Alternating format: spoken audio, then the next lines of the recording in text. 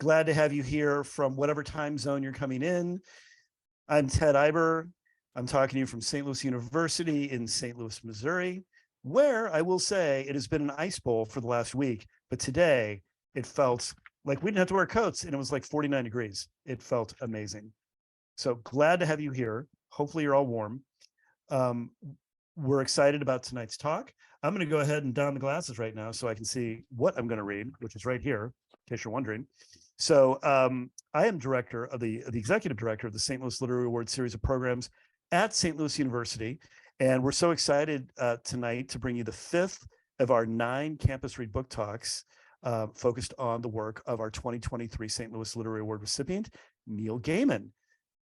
Yes, a British round of applause here, right here. So Neil Gaiman's coming to St. Louis this spring to accept the award at the Sheldon Concert Hall on the evening of April 13th.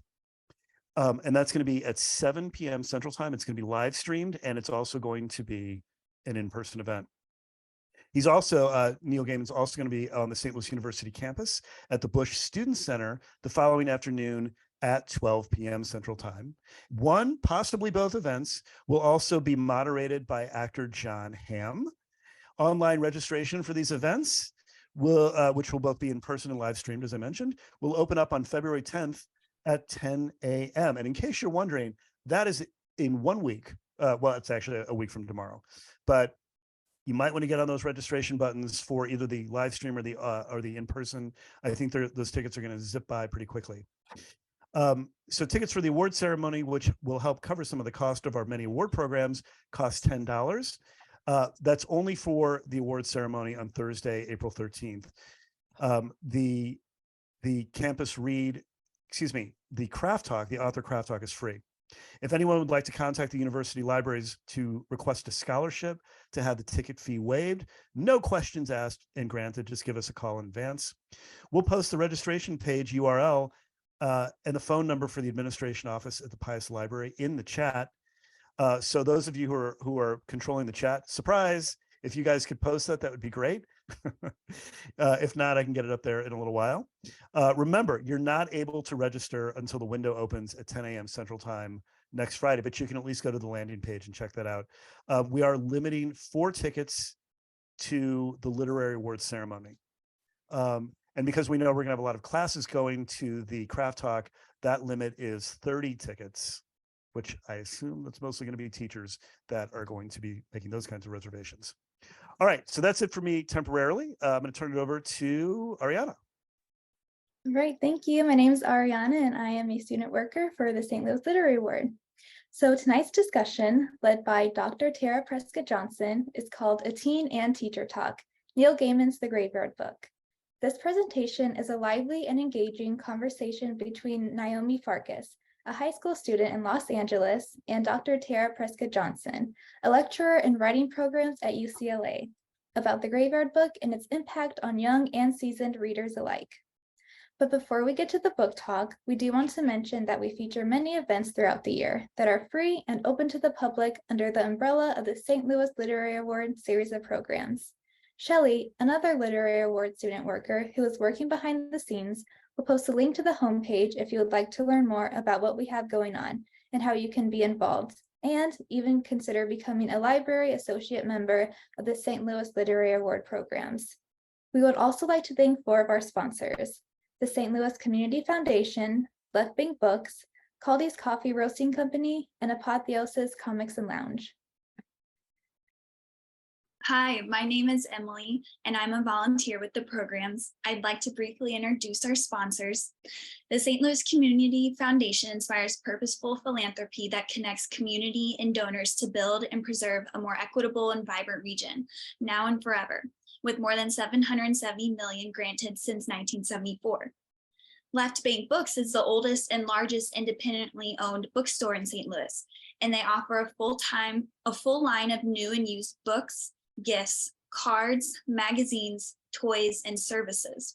Left Bank also offers a 20% discount on the works of this year's Literary Award recipient, Neil Gaiman. Our profound thanks to another fabulous sponsor, Caldy's Coffee Roasting Company. Caldy's Coffee is dedicated to creating a memorable coffee experience for their customers and guests. committing to sustainable business practices, providing educational opportunities, and supporting the communities that they serve. I'll add, we now have the St. Louis Literary Award Blend Coffee you can order from Caldy's or connect with us at St. Louis University. It's fitting that Apotheosis Comics celebrated its grand opening right when Superman turned 80, as the values of Apotheosis Comics reflect those of the Man of Steel. Do good, expose truth, put on a cape. In our current climate, there's a tremendous need to show people that there's altruism, there's integrity, there's hope. And Apotheosis reflects this. It's not just a store, it's a community gathering place. At the heart of Apotheosis Comics is service to the community, and the store will frequently organize food drives, neighborhood cleanups, and voter registration events. Apotheosis is glad to be here, and they are just getting started. All right, now let's introduce tonight's special guest speakers. Hi, everyone. My name's Emmy Law, and I'm a student worker for the St. Louis Literary Award series of program. Tonight, it's my pleasure to introduce you to Dr. Tara Prescott-Johnson. Dr. Tara Prescott-Johnson is a continuing lecturer in writing programs and a distinguished teacher at UCLA, where she teaches an honor seminar on the works of Neil Gaiman. She's an editor of Neil Gaiman in the 21st Century and a co-editor of Feminism in the Worlds of Neil Gaiman.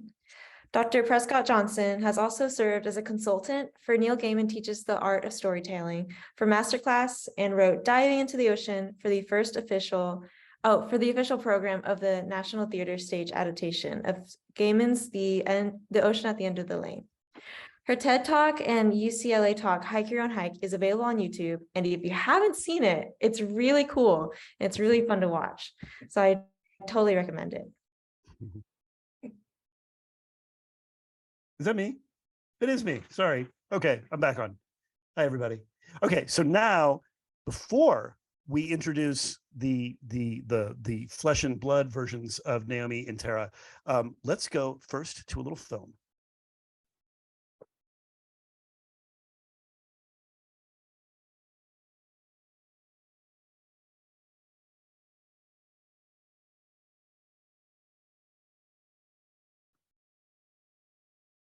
Mrs. Owens and her husband have taken this child under their protection. It is going to take more than just a couple of good-hearted souls to raise this child. It will, said Silas, take a graveyard.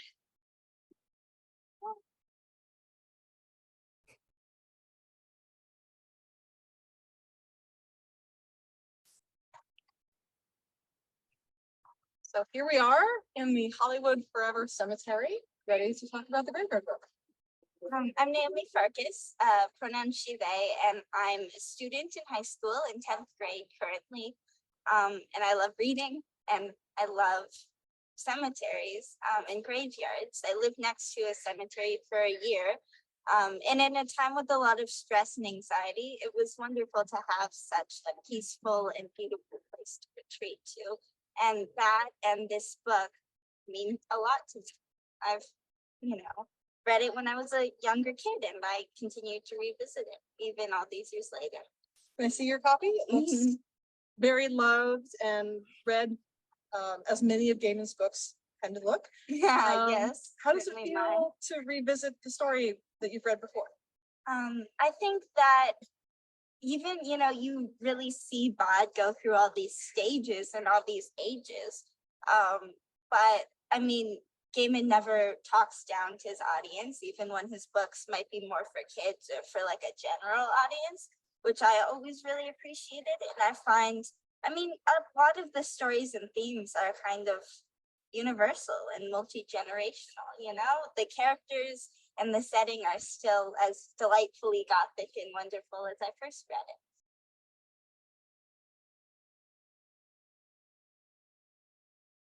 He put the paperweight down on the ground that had once been a nettle patch, placed it in the place that he estimated her head would have been.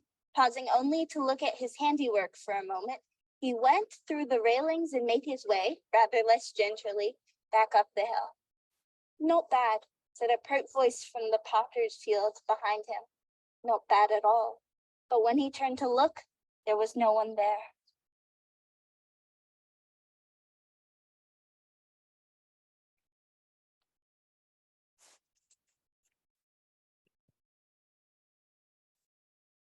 All right. It's like, I think it's still highlighting. Oh, There we okay, are. wonderful. There. Hello. I thought I would start off with a little bit of background on the Graveyard Book for some of our viewers who may be reading it for the first time. Do a little show and tell, looking at some books, and then like just start diving in. Mhm. So Gaiman got the idea for the story in 1985 when he was just 25 years old. He had a 2-year-old son, Mike, and they would go across the road and he would let Mike toddle around in the graveyard, which gave him the idea for a collection of sort of short stories about a young person who comes of age in a graveyard. It's modeled on Rudyard Kipling's The Jungle Books plural, because it came out in 2 volumes, which of course has the young boy Mowgli raised in the jungle by animals, but this time we have a young man who's raised by ghosts and other supernatural figures.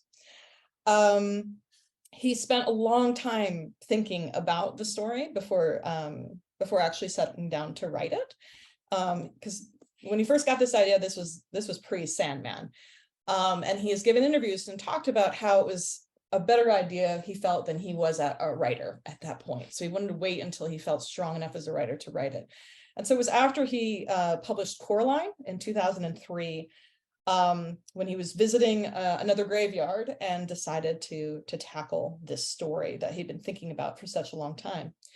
There are a few different versions of it with different illustrations, and if you're a visual person, which I think both of us are, or you appreciate, I wanted to show you a couple of them just so you know they exist. Now, I think the copy that y'all are using, this beautiful watercolor book, a title, cover, has illustrations by Dave McKean, who we know from Sandman, including this just striking, what a way to start. Mhm. It's terrifying. Yeah, you open it up and the whole page is black. Yeah. And just amidst the words is a single knife. Yeah, there was a blade in the darkness, or a hand in the darkness, and it held a knife. Dun dun dun. So there's that edition. There's the Chris Riddle edition there as well.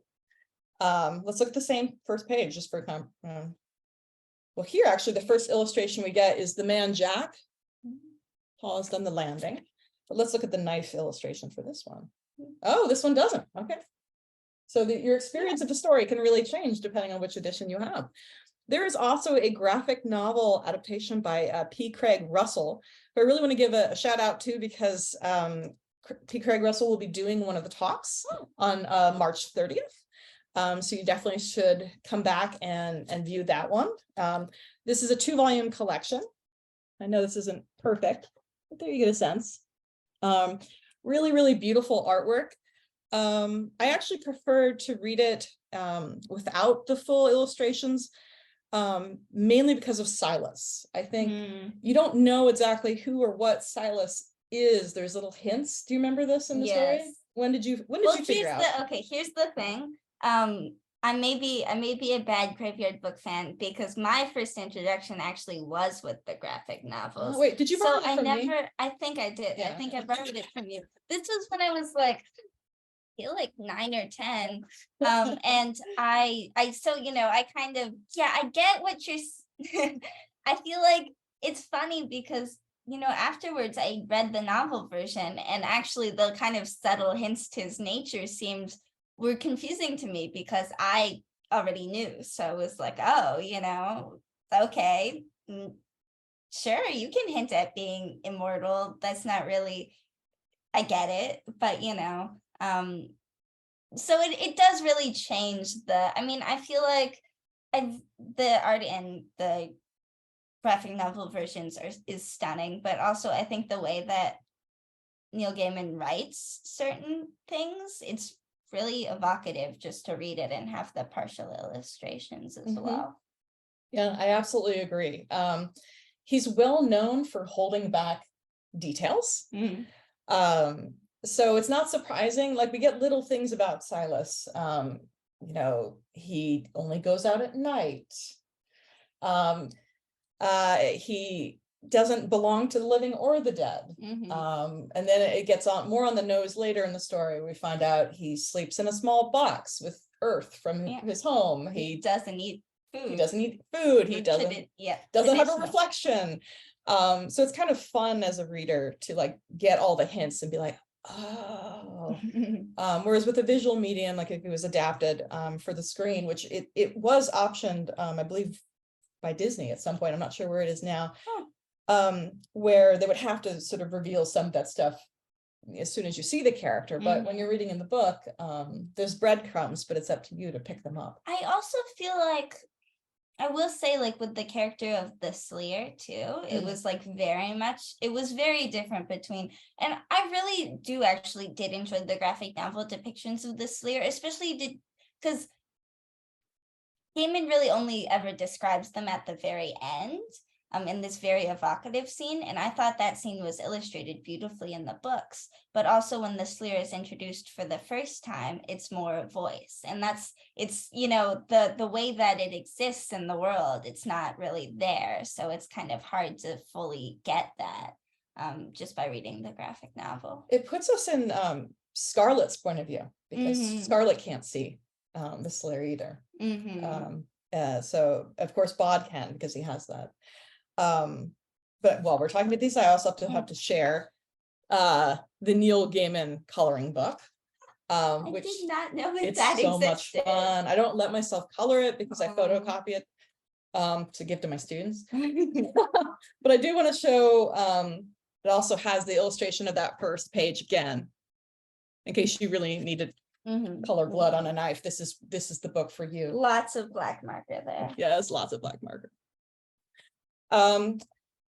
Okay, so as I said, he was interested in writing this as a collection of standalone, interconnected stories about a young person figuring out who he is and his education.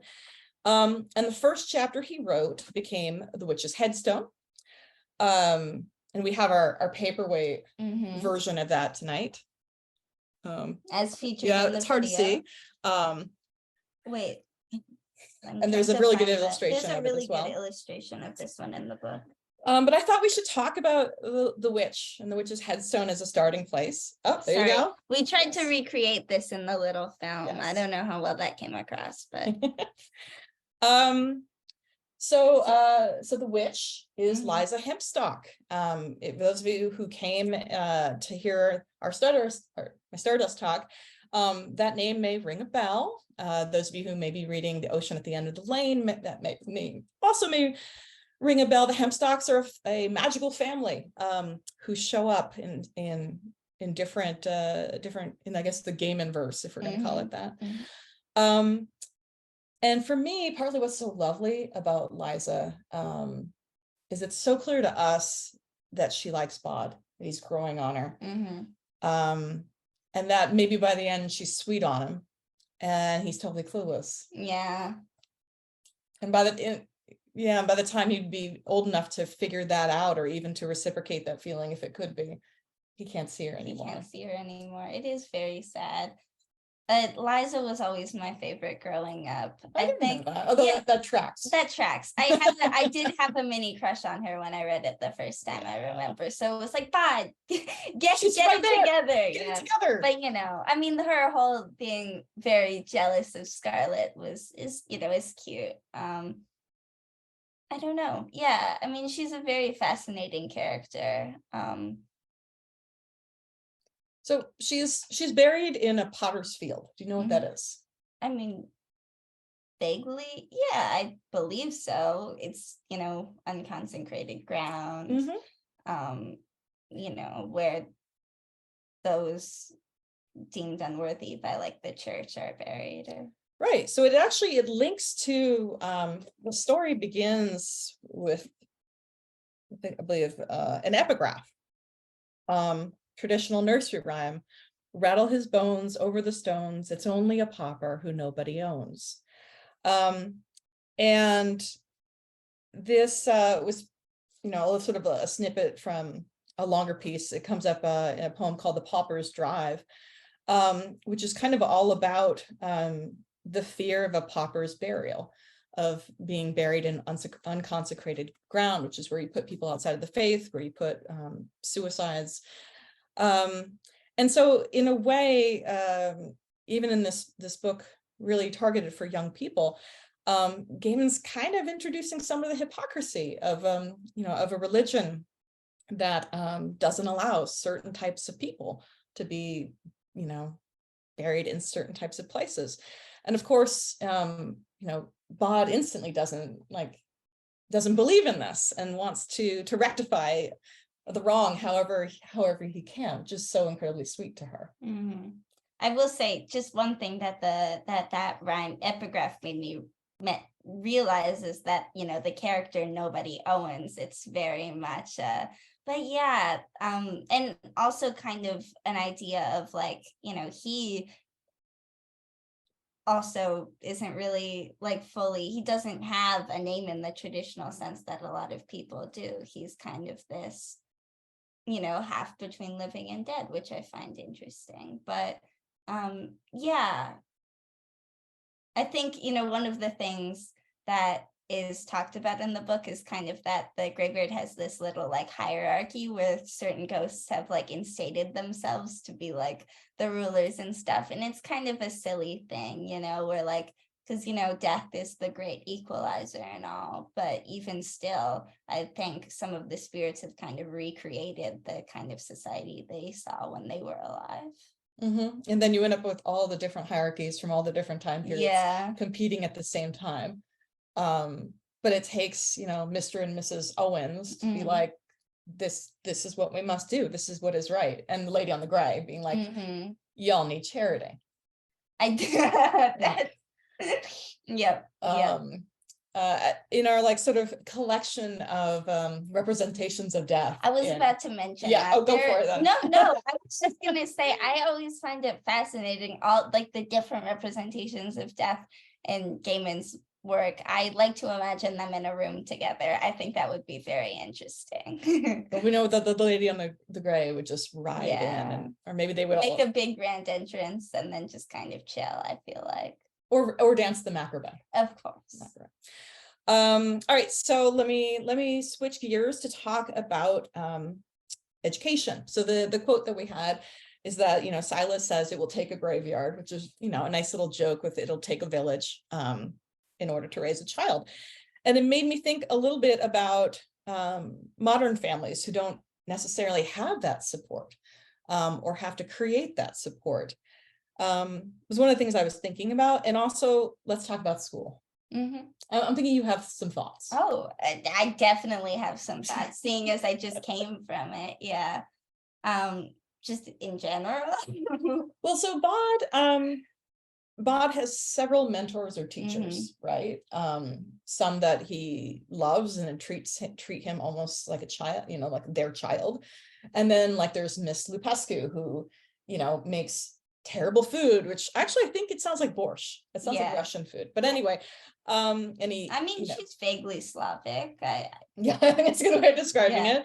And he's like, why do I have to memorize this? I'm never going to use this. And I feel like from my memories of school, that tracks. Although I feel like Miss Lupescu isn't I feel like if we're talking about the way that our education system is represented with her, the whole story is kind of eventually, he does accept her guidance, and they kind of,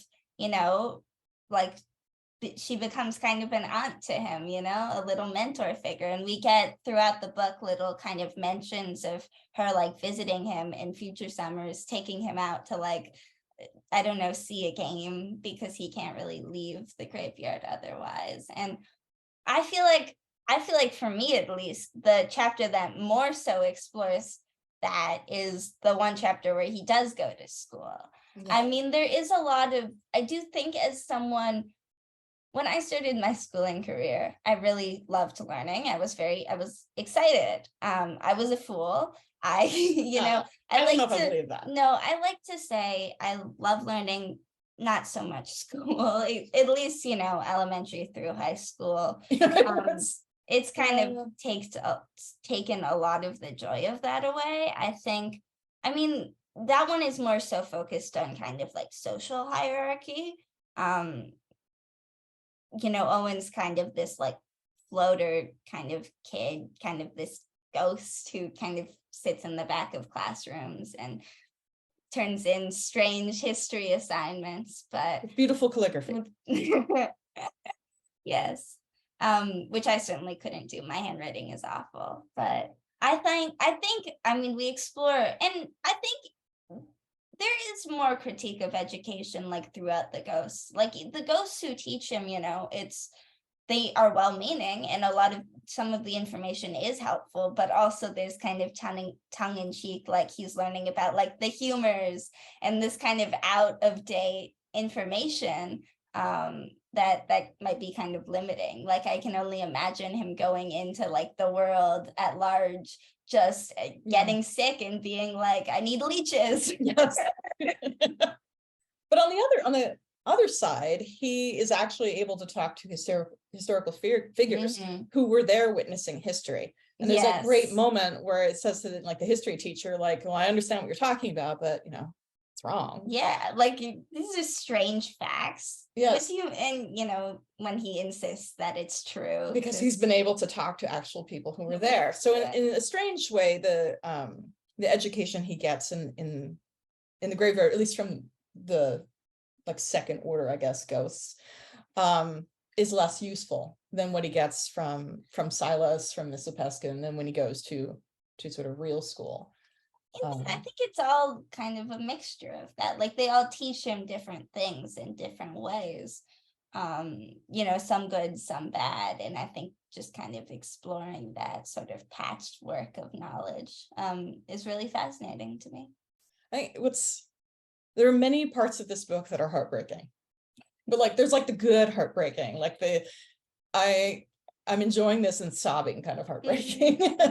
And I think some of it is seeing him outgrow friends, outgrow teachers, outgrow other ghosts. Yeah. I wanted to save, I don't know if I did, I was gonna, one of the quotes from Gaiman I wanted to do. And he says, one of the things that gives the Graveyard book its emotional heft at the end is that it's about the cycle of childhood. It's about leaving and the glorious tragedy of being a parent, which means there comes a point, if you've done your job right, if you haven't screwed them up, and you have a well-adjusted human being who is capable of going out into the world and being happy, they leave you. If you do your job right, you have this person whom you adore who is going to go away. And that happens at multiple stages for Bod. And he doesn't necessarily see it, at least until the very end. Even at the end, even in the last chapter where people are kind of like saying goodbye to him at the very beginning, he's very confused. Why can't I see my mom? Yeah, I know.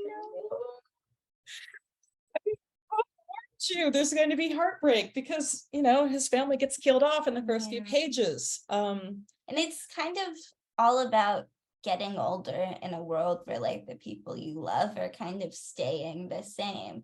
Like it is sprinkled throughout the book. Like, you know, he talks about playing with like children who died when they were his age. And then kind of later on, you know, he's older than them. They no longer have things to talk about, right?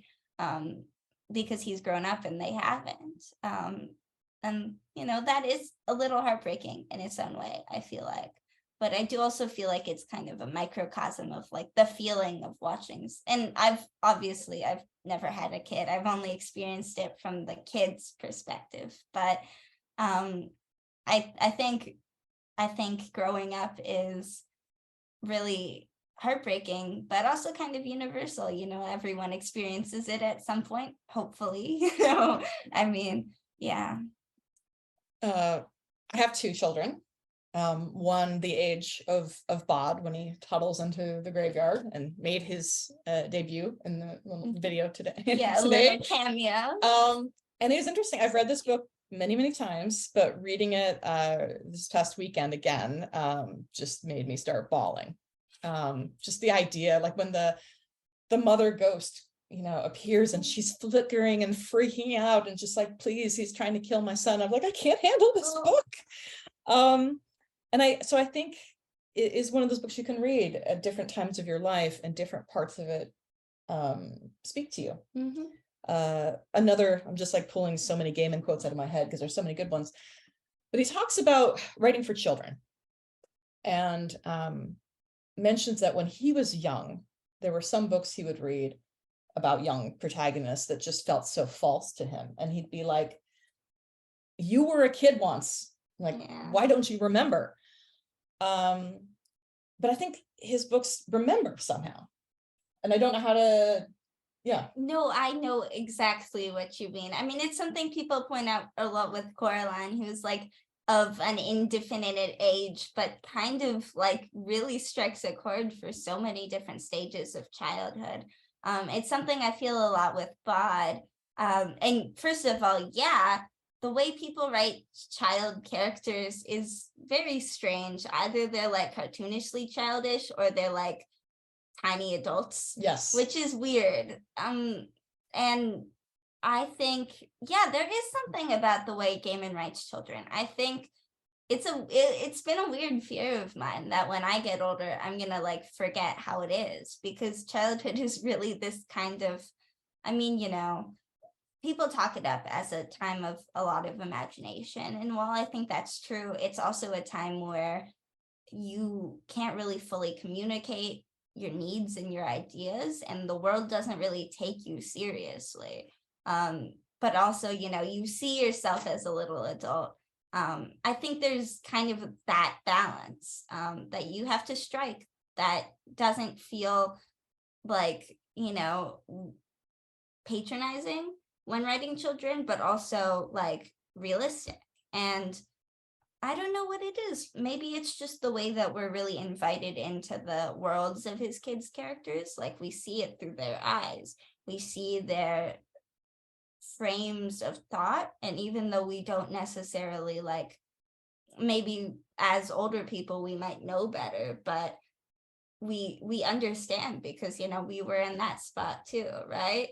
I'm sure there are a lot of factors that go into making his kid characters. It feels like this kind of, recipe he's mastered. But that's one thing that stood out to me. And, with the Graveyard Book, you see a lot of his stages. You were talking a little earlier about reading it at different stages in life. When I read it, I was around the age of, like, just a bit younger than the chapter where he goes to school, per se. And now that I'm reading it now, I'm actually a bit older. When he leaves the graveyard, he's 14, which I'm 15 currently. First of all, very young age to just go out into the world. I didn't realize that when I read it the first time, because to me, 14 seemed like practically an adult. It was like, oh yes, of course, this 14-year-old is gonna go strike out on his own. That's what I'm gonna do. And I think it is different to read it at that age where, I am starting to think about college and, the understanding that soon, like, this is not going to be my house anymore. It's going to be my childhood house, that I'll like visit. My younger brother won't live with me anymore. As a kid, I couldn't wait to become an adult. It was hard. Many aspects of it were hard, and I wanted to be taken seriously, and I wanted to make my own choices. And I still see the benefit in that, but it's the closer you get, the more terrifying it is. A lot of people my age, a lot of friends I know are really scared of getting older. It's a scary age, and I do think reading this book at the age I am ignited some of those feelings. Yeah, we were talking a bit about, people mature at different ages, most famously girls faster than the guys, and which I think is a little what we're seeing with Bod and Scarlet. And the first time I was just so heartbroken when he comes up with this, quite clever and elaborate and effective plan to lure the man Jack, down and have the slayer take care of him. But this is the moment when like Scarlett can't handle this anymore. Like when she sees him and realizes that he's capable of murder in a sense, even though he doesn't actually do it, he kind of, sets up the path. Yeah.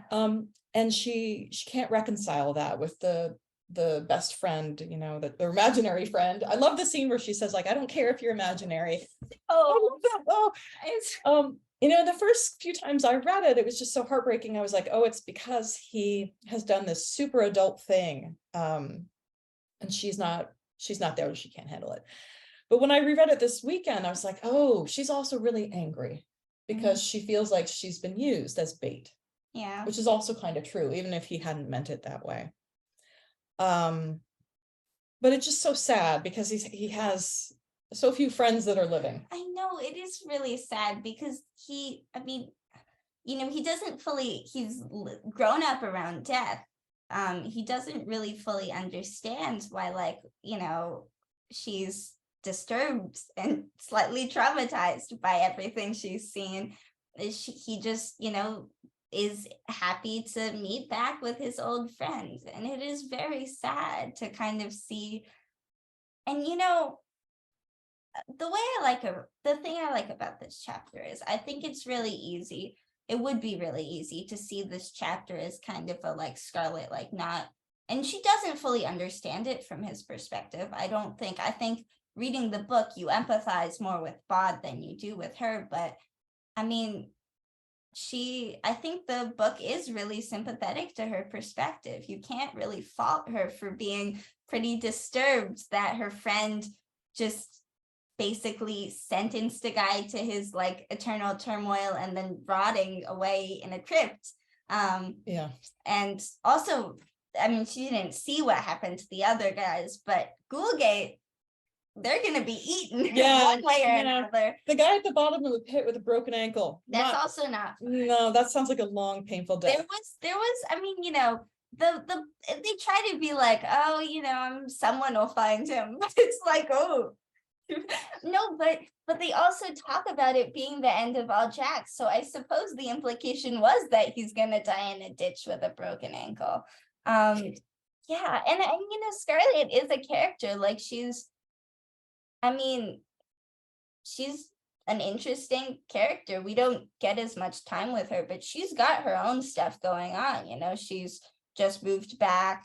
Her parents recently divorced, doesn't really have that many friends in this new place. And then her and Bod, but also it's such an interesting chapter because it does start off as this kind of adventure. She's like doing research into his past. They have this mentor. She has this mentor figure. Ooh, yeah. That can turn out bad. It's kind of fun. It's kind of fun to like watch them uncover and the first time I don't think I realized in the slightest. I mean, I realized it a little bit before they did, but for a while I was like, oh, this nice old man, that was a mistake. Well, it's even the fact what they're doing, their activity where they're making the rubbings on the gravestones, which is how Bod learned how to read and write. Yeah. So like there's all It's what he was doing when he met her, when he met Scarlett in the first place. So it seemed, all the signs are there, except. Yeah. That was one of the heartbreaking moments. And then it was followed with like an incredibly heartbreaking moment, the chapter Would they wipe her memory or no, I mean, so the chapter of him leaving, but yeah, also her choosing to have her memory wiped, which like I guess I understand. I mean, it was very traumatic, I'm sure, but that really hurts, honestly. I remember when I read it the first time, because I was a very lonely kid and I really liked the idea of having like an imaginary cemetery friend and being able to talk to ghosts. So it was like no hate to Scarlett, but if I was in her position, I would have been totally fine with all the murder. And maybe that's true, but I understand it. I understand both of their viewpoints, which I think is really, adds to the heartbreakingness. It's not really circumstance and them kind of growing. It like, you know, they were inseparable when they were younger, but so much has changed. They're not those same people anymore. And that's another really sad part of getting older, I suppose. And I wonder when he leaves the graveyard, and it's okay that we're jumping around in time. Yeah, very much doing Yeah, that. I'm really sorry, spoilers. We're Yes, beyond that. Oh my God. But like, how will he bond with other people when he's had this experience that like no Yeah. one really would even believe him? You know, it would be a hard.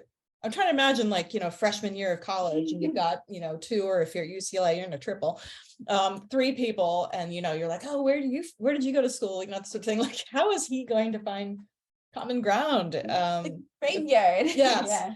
I also wonder if he ever tries to track down where his parents were buried. The book talks a little bit about, you know, some of the ghosts hang around and some don't. Yeah. So it's quite possible that his parents have moved on, but even if they exist as ghosts, he can no longer see them. You know, that is really heartbreaking, because there was a part I'm jumping around a bit to the chapter where I'm giving you freedom of the Zoom Okay. ground. Back when he's 11 years old, and I think approximately, because we don't really know his age, but we can kind of. I wrote his name in the margins whenever there was a mention of it. I think he ends up at 15. Yeah. Oh, okay. So But I could be my wrong. age now, which is kind of insane. I'll double check it. Keep talking. Yes. No. That's not important though. Basically the chapter where he goes to school, he visits, you know, he's kind of leading the bullies into the nearest cemetery, which is this small church graveyard. And I don't know, there was a mention at the beginning of the book of like, oh, you know, his parents being buried elsewhere. And for a moment I was like, Go find them. is he gonna find his parents? But I suppose not. Also, I do wonder, like, is it different for cremation? Now I'm like thinking about the logistics of this world. Like, if his parents got cremated, are they just not ghosts? But no, I mean, I got the sense that even ghosts that had only pieces of them that were is still a good there. point. Yeah. But it's not totally clear, like, is it just ghosts who have like lingering business? Like, it's not totally clear. Yeah. But anyways, but the idea of him, but you know, that was back when, you know, he could see ghosts. And now that, you know, he's grown up, like, I mean, that is a very sad prospect. I have thought a lot about like, how would life be like for him entering the world at large? Exciting. Oh, I'm sure. Sad. But because here's the thing, our one example of like his experiences in the outside world is again the school chapter. And that was kind of, I mean, it didn't end very well. I was hoping he would make more living friends. He did not. He helped some kids from bullying, which was nice. He tormented his bullies. But which ended with him returning to the graveyard. And I don't know, it's not really much of an indicator of like what a life, I mean, he said he'd plan on traveling, which I hope he can do, you know, I hope, there are many ways his story could continue. He could join the honor guard. Although he isn't really a supernatural creature, so that might be hard for him. I don't know. I mean, if he can still dream walk and, you know, scare people, maybe. Yeah. I love how that's one of the powers, like just like the abilities he learns is just the fear, like just making like a cold spot in the air and like, yeah. I love the abilities as he learns them. Yeah, because also, you know, it's very like a soft magic thing. The rules aren't really set in stone, but you kind of get the idea. Anyway, sorry. So I did find, at least at the end, when they're talking about 15, I think because maybe he doesn't actually know his real birthday. Yeah. Which I never really thought about until now. Yeah, because keep going. At the chapter where he meets Scarlett, you know, she kind of like estimates like, you know, probably around my age, like we're led to believe he's like about a yearish younger than Mhm. Scarlett.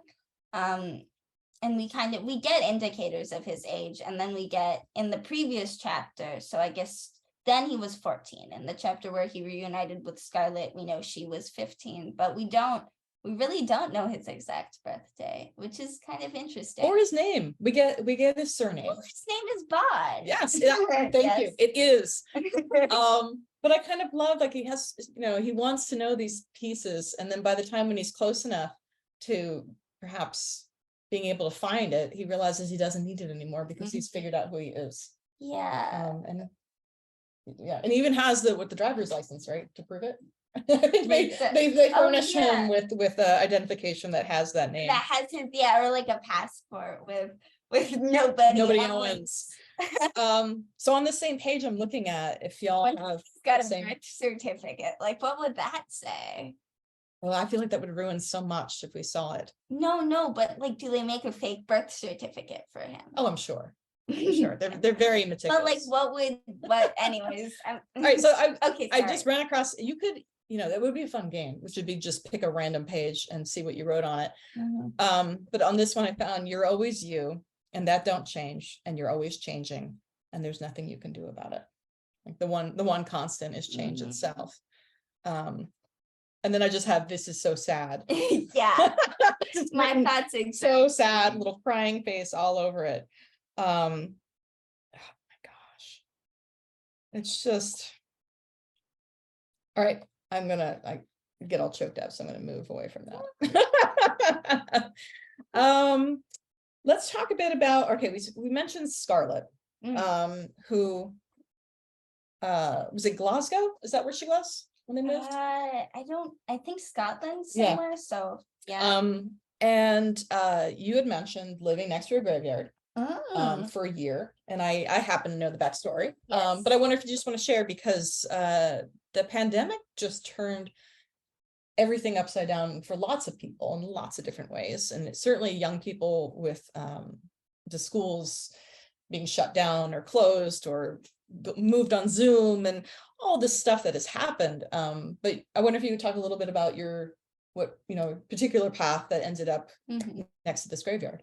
So basically the short of it is, through my father, I have a Canadian citizenship, so does he. And we had been kind of like joking whenever something major happens, like, oh, maybe we should move to Canada in the US. But during the pandemic, my parents' work went remote, and we thought, hey, let's pack up. And at first it was only going to be like a month or so, but then we decided to stay for longer. We stayed more than half a year, about 9 months. I say a year, but more around 9 months.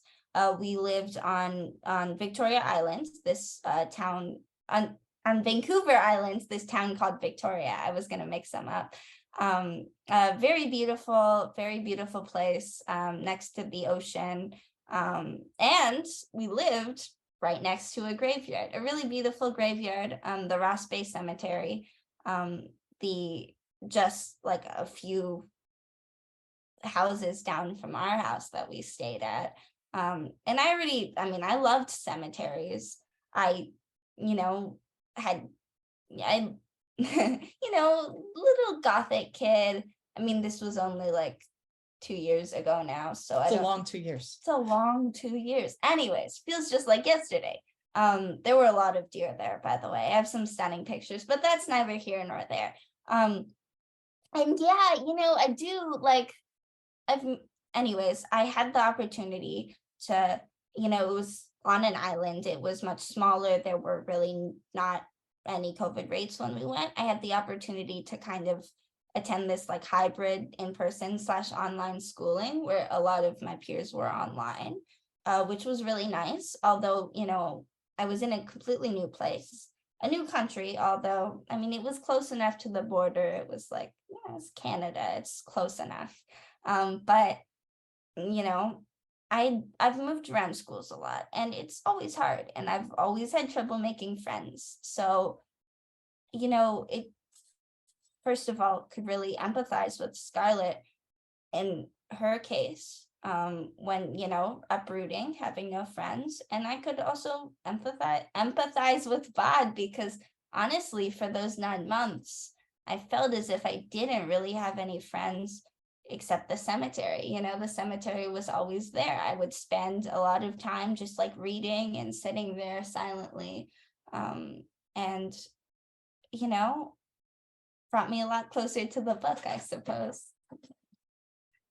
That lends me, we're running short on time and we wanted to give some time for questions, but I do want to say my assignment to all of you is go find your local cemetery, go wander through it. You visited our local cemetery when we shot that video. It was super fun. We were about 10 feet away randomly from Burt Reynolds' final resting place while we were in there. Yes. But I think good writing activities include looking at the names of the people in the headstones, especially the older names. Not many people have the luxury of having a Victorian gravesite, in their town. But looking at names as inspirations for stories, looking at statues, trying to imagine the backstories of those people when they were living are all nice writing exercises. But I wanted to ask if there were any questions out there in the Zoom verse. I'm going to jump in because you both were talking about being struck at your current ages about certain aspects of the story. And I was thinking back to last week when we had Dr. Joseph Michael Summers talking about the book Stardust. And he was talking about having such a different reaction to the book at different sections of his life, spanning about 25 years. And I thought, I wonder if, and Tara, I'm wondering particularly with you, if you felt the same way about Graveyard Book based on the way you read it, when it first came out, and how you interpret it now, because clearly now that you're a parent, you see elements of the story differently than you did before.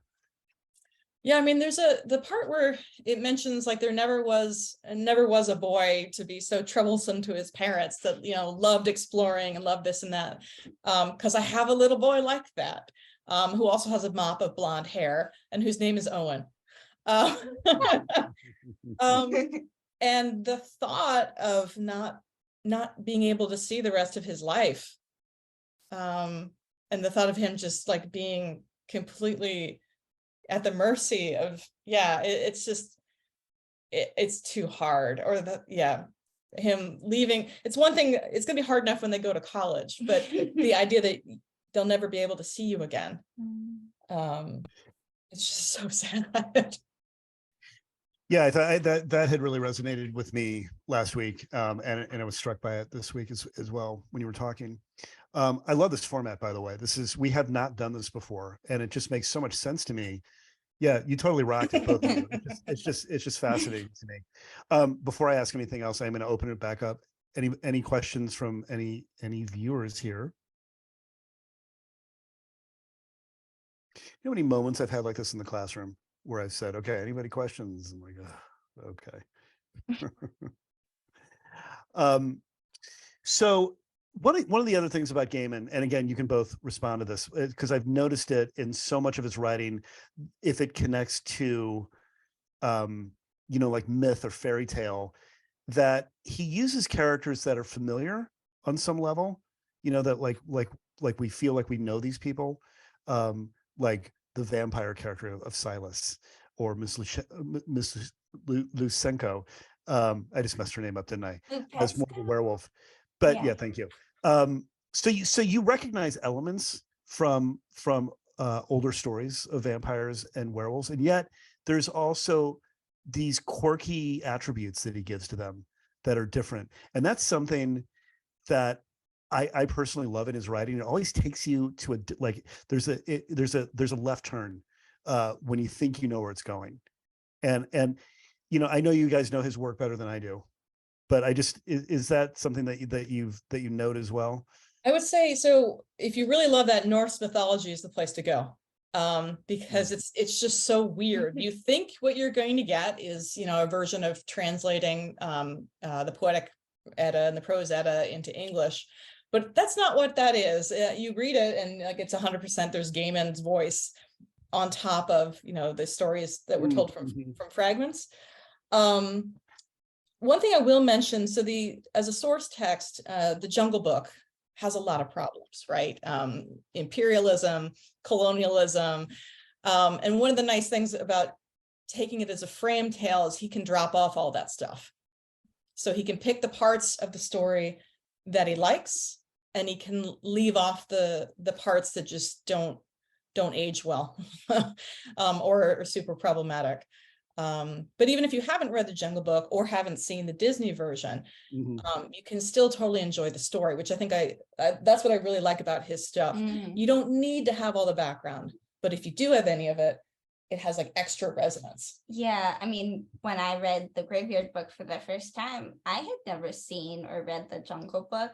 I still haven't read it. I have seen, you know, the Disney version, which I'm sure, you know, is not the perfect look at it, but yeah, I mean, it adds a new level to it, but it also was equally enjoyable both times. And also one of the things I like, I mean, just the kind of idea of like, oh, this vampire character, this werewolf character, like they are these creatures that we might be familiar with, but they're also, you know, just people. They've got their own quirks. Miss Lupescu is actually my favorite example of that, because if you read it the second time, like it seems very obvious. She's the Hound of God. She's this werewolf, but she's also this very prim and proper kind of uptight. Like she's not anyone's. There's so much werewolf media, and there's so much of. I mean, there's a lot of kind of what a werewolf usually looks like. It's not her. It's not her. That's not her. I really love. She's a great character. There are so many great characters. Although I will say, sorry, no, I'm talking too much. No. But with the whole dropping, the whole colonialist and imperialist aspects of the Jungle Book, I did feel like one thing that kind of struck me too, though, is that we don't really we have these kind of views into history, and we do get like unsavory parts of the time period, like all of the people dying at very young ages and through very bad like circumstances. But whereas with some of his work that's more meant for adults, there's more of a the Sandman, for example, where there are characters from those periods. And this one, I mean, it's meant for children, so the unsavory beliefs haven't really passed down to the characters, because, you know, we still love and sympathize with them. But that is a part of the book too. It's a story that resonates with kids, but you know, and Tara, you and I have talked about this off camera before, that it's really not so much a children's story. I mean, I mean, adults, I mean, it's an adult book, in my opinion. I have to tell you a really super quick funny story about when this book first came out. I was teaching 6th grade, and I loved the idea so much. I hadn't read the book, but I knew what the story was about. And so this parent had asked me during parent-teacher conferences if I had any recommendations. And I recommended this book, having not read it. And like 3 days later, I get this phone call from her saying, you know, I'm really upset that you recommended this book. She said, do you know how it starts? And so I said, yeah. And she said, you do? She said, because the murder of a family to me is not an appropriate book for, and I thought, oh my God. So anyway, so never again did I ever recommend a book without having read it before. I guess I'm pretty desensitized to that stuff. I, you know, read it when I was like 9 or 10. Quite thoroughly enjoyed it. Oh, I would go on to recommend that book to many, but I quickly read the book so I can make sure that I do it. Yeah. Oh, yeah, absolutely.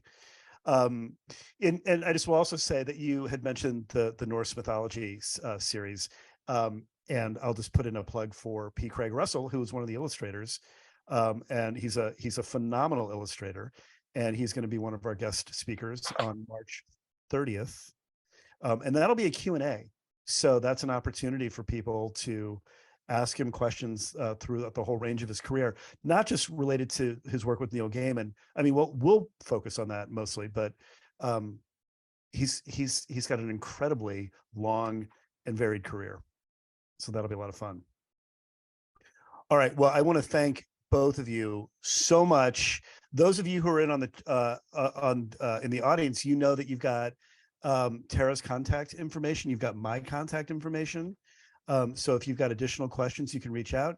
I don't know if you're both looking at the chat, but I did throw out there that we do put questions out to our moderators well in advance of when our speaker comes in. So if anybody has questions that you'd like me to send to our moderator, which will probably be John Hamm for one or both of these events, send them my way. You've got my email address in there, and we'd love to find out what you have to say.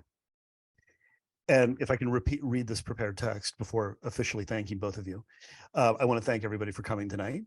Please join us next week, not next week, but on February 23rd, in fact, when we'll be coming to you live from London and St. Louis University, when we host composer Ilan Eshkeri, who is the composer for the music for the film Stardust and a ton of other movies, television shows, and video games. In addition to creating the music for that film, which was also based on Gaiman's book Stardust, Ilan Eshkeri is an award-winning composer, artist, songwriter, producer, and creator whose work is performed in concert, theater, film, television, and video games. His eclectic body of work is linked by his love of narrative. Ilan will be talking about writing music for movies, including Stardust, as well as composing for television and video games. I want to thank our amazing guests, Tara Prescott-Johnson and Naomi Farkas. You guys, this was just fascinating. Natalie, come knocking on my door at St. Louis University in a few years. Don't listen to Tara about UCLA. Come to St. Louis University. Come our way. We'd love to have you. I also want to thank my amazing students, Emily, Shelley, and Ariana, as well as all of our fantastic sponsors. And we hope to see everybody here on February 23rd. Oh, by the way, that's at noon Central Time, because Ilan will be talking from London. So we'll be at noon. And for you too, for those of you watching in California, that will be at 10 in the morning. All right. Great. All right. Anything else?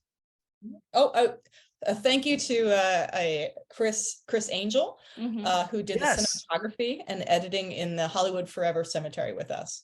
And for contributing to Naomi's existence on this planet. We definitely thank Chris. Yeah, I mean, couldn't be here without him, very literally. So excellent. All right. Thanks, everybody. So great to have you with us.